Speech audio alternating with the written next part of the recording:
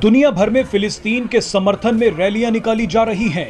करोड़ों मुस्लिम इजराइल को खत्म करने की बातें कर रहे हैं, लेकिन इसी बीच एक ऐसा दावा किया गया है जो मुस्लिम देशों को हिलाकर रख देगा। दावा यमन के उग्रवादी संगठन हूती के एक बड़े नेता ने किया है।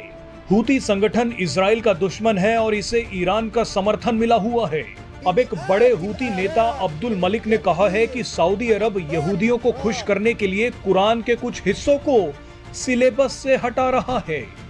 सऊदी अरब ने इजराइल के साथ अपने संबंधों को सामान्य करने के लिए कुरान की कुछ आयतें पाठ्यक्रम से हटा दी हैं। अब्दुल मलिक ने कहा है कि संयुक्त अरब अमीरात भी सऊदी अरब के नक्शे कदम पर चल रहा है, यानी दुनिया के दो सबसे बड़े इस्लामिक देश चुपचाप इजराइल को खुश करने के लिए अपने देश के स्कूलों की किताबों में यहूदियों के पक्ष में चीजें शामिल कर रहे हैं।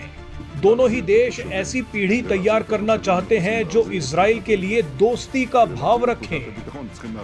किताबों से यहूदी विरोधी आयतों को हटाना कोई छोटा कदम नहीं है। अब ये सब कुछ देखकर इजराइल खुश नहीं होगा तो क्या होगा? हूतियों का दावा है कि गाजा जंग हो या फिर ईरान जंग, सऊदी अरब और संयुक्त अरब अमीरात लगातार इजराइल का साथ दे रहे हैं। अगर ऐसा होता रहा तो मुस्लिम देशों की एकजुटता टूट जाएगी। वैसे यहूदियों के अलावा आजकल ये दोनों मुस्लिम देश हिंदुओं को भी खुश करने में जुटे हुए हैं। इसीलिए आज संयुक्त अरब अमीरात में एक भव्य मंदिर बना है और सऊदी अरब मदीना में पहली बार भारतीय डेलीगेशन को लेकर पहुंच गया।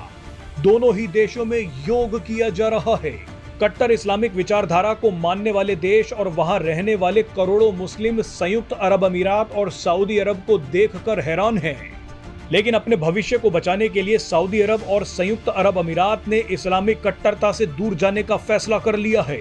तेल के भरोसे जिंदगी भर नहीं रहा जा सकता। तेल खत्म तो खेल खत्म।